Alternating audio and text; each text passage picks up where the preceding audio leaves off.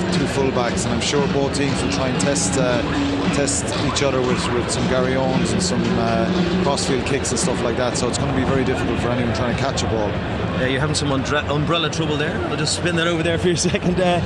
Let's just talk about the atmosphere here. It's very special, but it's very tense, isn't it? It's not a celebratory atmosphere just yet. The fans are nervous about this one. Yeah, they're very nervous. I think what everybody's waiting for is to see how the game goes in the first 10 minutes. I think that'll dictate a lot to what the final result is. So everybody's waiting, because everybody knows that it's two teams that are so evenly matched. It's too tough to call. So everybody's nervous, waiting to see what kind of game plan, what the Welsh team or the Irish team will be working on to counteract each other. OK, well, let's see how the Welsh coach feels about this game. Warren Gatland spoke to Gabriel Clark just a few moments ago. Well, we've got players on both sides who are veterans of Grand Slams, of Lions tours, but Warren, a lot of them this week have talked about this being a unique occasion even for them. Yeah, I think so. Normally, I think in the past, if Wales and perhaps Ireland had got to the stage, they would have been pretty happy with that, but both teams have got an opportunity to get to the semi-final, and I think both teams probably deserve to have an opportunity to get to the semi-final. What have you emphasised then? What's the one quality you need from your players today? Just confidence, go out and play and do what we've been doing the whole tournament. We think we're in great shape, we think we're physically in good shape. They've worked incredibly hard the last 3 or 4 months. We've got some youngsters with no fear, so go and express themselves. We've got to be smart in the way we play. We think we've been doing that, and hopefully we can continue on that way with the confidence that we've built up from the start of the tournament. It's another step up for those youngsters though, isn't it? Oh yeah, I think so, but there's no fear factor with those youngsters either. They're going up against a really experienced side, and there's a quiet confidence. I spoke to Gethin Jenkins yesterday and he said, what do you think of the mood? Like I said, I've never been on a Welsh team this confident before, so it's a little bit scary when the Welsh do get confident. That's when they're at the most dangerous. And a final word about the conditions. It's got windy in Wellington. Does that favour the Irish? Oh, I'm not too sure. I don't think we had the same sort of conditions in the first game against South Africa, so we've been used to those conditions here in New Zealand, and hopefully 4 weeks here that it'll suit both teams. Wish you all the best. Cheers, thanks, Gary. Well, here in Wellington, the weather is getting worse and worse. The flags are absolutely blowing. The fans are waving them. They're still happy, but I'm sure it's an extra element that will get the teams thinking. Rain coming through all different angles. Very hard to read this weather from where we are in the corner of this pitch, isn't it, Davin? Yeah, it is. It's a shame, really, but it's not as if either team are not used to these conditions in the Northern Hemisphere. They just have to adapt. Line-out is going to be crucial as well for the hookers throwing in the ball, so I'm sure that both coaches have spoken about this. They knew the forecast coming in, and as I said, they just have to adapt. Interesting from Warren Gatland there. He said, a while ago they would have been happy with the quarter-final. For both teams now, it's a different story. They know they can make a semi-final, and they won't be happy unless they do that today, Gary. Yeah, but I think the pressure on that comes with the Irish, because I think there's a lot of players in there who are on the last chance saloon to get to a semi-final. I think the youngsters, the youth brings no fear, and a lot of these in the Welsh team, the majority of this Welsh team will be back in 4 years, so there's a no fear for our Welsh team, which is what I like.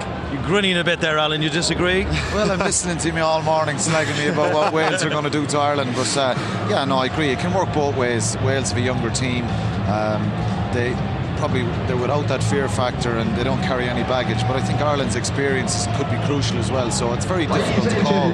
I think everyone's really excited and tense about the match, and we're certainly both have nerves all morning. We're slagging each other, and we're just really looking forward to the game. It's going to be a fascinating game. The rain hammering down is going to destroy your new haircut there, Gareth. It's in my eyes, it's in my eyes. Talent versus experience. What would you go for, Gareth? I definitely go for talent, obviously, because I think that's the makeup of this Welsh team at the moment. And I hope they got there. This is a massive stage. I think the whole rugby world have been excited about what Wales have brought to this World Cup, and I think that today is kind of a real showcase for them. The big players, as Sam Warburton's, George North. I think today is a great day for them to come out and really show what they've got. Les Kiss yesterday in the press conference, the Irish defensive coach, spoke about weaknesses. They've spotted Wales' weaknesses, but he says in turn Wales has spotted Ireland's weaknesses. I'll start with you. What are Ireland's weaknesses? I'm not sure Ireland have weaknesses. It's quite a balanced team. I think it's their strongest possible lineup, I suppose, bar David Wallace, who was injured, and certainly I think Ireland possibly vulnerable in the 10-12 channel, and I know Warren Gatland will certainly try and target Ireland there with Jamie Roberts and Jonathan Davies. They'll try and run out of that channel, try and put pressure on O'Gara and Darcy, so if they're vulnerable anywhere, it's there. But I'm not sure about weaknesses. It's tit for tat, isn't it, Alfie? And it's lots of things can happen here. There's going to be a lot of battles. I think there's a case, a bit of verbal warfare going on there. I think both teams, I think that's why it's so tight, because in both teams you can't really find a weakness. If you look at the Welsh team, I think from man, they're a quality outfit. They've got good quality come off the bench as well. They've lost to Brolly. Well, there you go. doing his Mary Poppins, We'll get rid of that. There you go. Well, that gives you a pretty good idea of how bad the wind is. That's the fourth umbrella we've gone through tonight. Talking about war of words, Warren Gatland usually joins in that, and he hasn't this time out. But Robin McBride yesterday said he hopes Ireland will just get involved in the spirit of the game. What was he referring to there? Well, I just think because this Welsh team have now played in a cultural Welsh way of rugby, which is throwing the ball around, I think they probably assume Ireland are going to come here. Ireland are strong in the set piece, so they think they're going to scrum, line out for the Gary Owens, as they call them, up in the air, and kind of take the strength away from the Welsh team. I think that's what he's trying to imply there. Do they need to get involved in the spirit of things, Alan? I think it's rubbish what he's saying, really. It's just mind games. He's a forward. I just think it's mind games. I think the Irish team can play an expansive game as well if they want. This game is all about doing what you have to do to win the game. It's cup rugby. He won't mind Robin McBride after the game about the spirit of the game if they win. Neither will Declan Kidney or any of the Irish players. This is cup rugby, and it's all about doing what you have to do to get the result. And that's what it's all about for both teams. And it's, as I said, it's going to be a fascinating battle. I expect it to be really, really physical. Obviously, the expansive style that Wales are talking about and Alfie's talking about playing, they're going to have to change a little bit and roll up the sleeves a bit, take on the Irish forwards up front. So many key battles around the pitch. Conor Murray against Mike Phillips has really caught your eye. Yeah, definitely. I think the two players that are kind of, along with their tents, kind of controlling the game and controlling how the team are playing. I think that both nines are kind of physical. They both got good passes, but there's strengths coming. I think offloading the ball and being physical in their games. Very tense looking Irish dressing room there. They know this is their last chance, don't they? Absolutely. Driscoll, O'Connell, O'Gara, these guys, they've been around a long time, played a lot of high intensity games, have had a share of success, but the World Cup is where they want to perform. And in some ways it's dreamland stuff for Ireland to be potentially going to a semi-final, considering their form coming in. So look at the excitement there in the Welsh. That's what I like. There's a Welsh dressing room that is excited. There is pressure, I think, on Ireland. They could be slight favourites, but like I said, this is the last shout for these guys. They're out there. They're just coming out here to play a good game of rugby, enjoy themselves. They're a bunch of players who get on with each other, and they're excited about it. Really excited. How do you see it going first half? Are Ireland just going to try? How do you see it going first half? Are Ireland just going to try and tighten Wales out of this game? Is it going to be just physical for that first half? Try and worry about it. Well, that's the key, really. I think the beauty of this game is I think both coaches will have a game plan going in. I'm sure Ireland will try to continue the way they get the way they've played, certainly against Australia. Try and slow Wales ball up, get the ball to Ferris and O'Brien. They've been fantastic. Heaslip, they're the big players for Ireland. These kind of conditions, it's about cutting out the little mistakes and stuff like that. So, and also I think both coaches will, tell their own halves to kick a lot, try and put the ball up in the air and put pressure on. It's going to be a pressure game in the first half, and quite tense, I would say, and probably won't open up until possibly the second half. And a game of very crucial moments, pressure moments, Gareth. Yeah, pressure moments. I think there's going to be big pressure on the lineouts, big pressure on the scrum. But it's kind of a contrast today. I think that we're going to see a talented Welsh backline come up, an experienced Irish backline, and as long as we can match them in the set piece, then that'll happen. We'll outplay them in the backs, I hope. Okay, Alan, I think the teams are about to come out. You get to run up to the comfort of the commentary box. So off you go. He will join former Welsh captain Michael Owen, and first, Simon Ward. Well, what a day, what a match in prospect. It's been 6 long days for players and fans alike. The welcome is there. The visitors are here at Wellington Stadium. Though, for all the world, you wouldn't know that they were visitors with the colours there. There's the two faces of this match coin. Brian O'Driscoll and his Irish team, experienced, streetwise, been there, done that for province and country, but never wore the tournament t-shirt in a semi-final. Sam Warburton and his Wales side, raw, fearless, fuelled by the youthful zest that has bolstered the belief in this team ever since that first game. For the first time ever, Ireland play an unchanged side in a Rugby World Cup match. So familiar faces in midfield and the middle of the pack, but it's the hinge, the halfbacks, who are the youngest and oldest members of the squad, have to combine.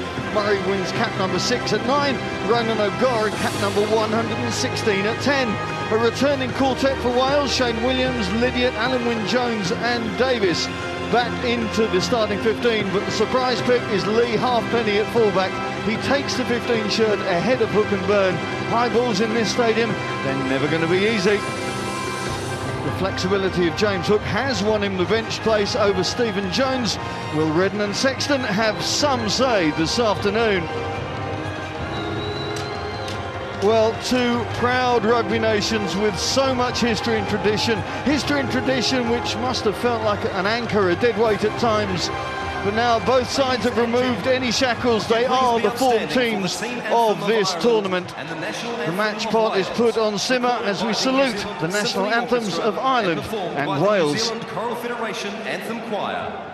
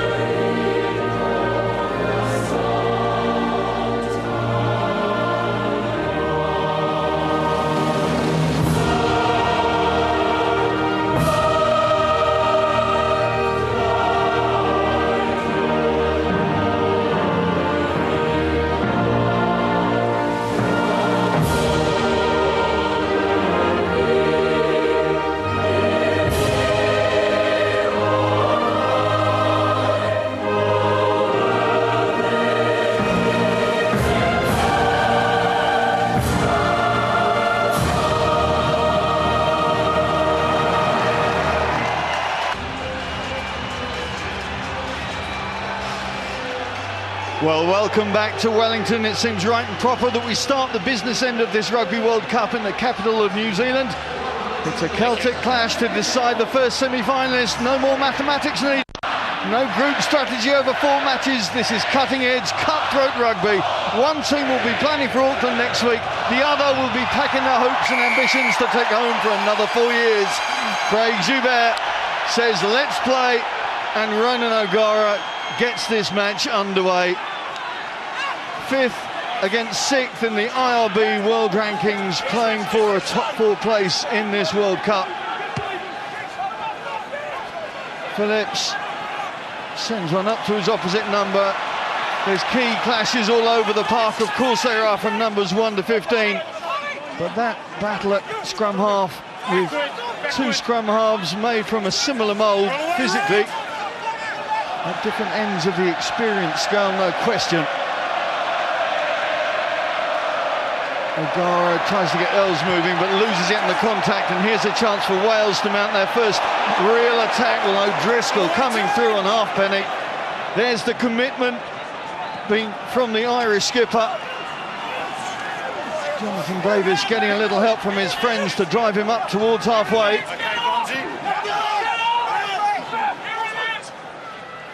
Phillips to Priestland, and Priestland puts the first huge bomb of the day up, and that's a brilliant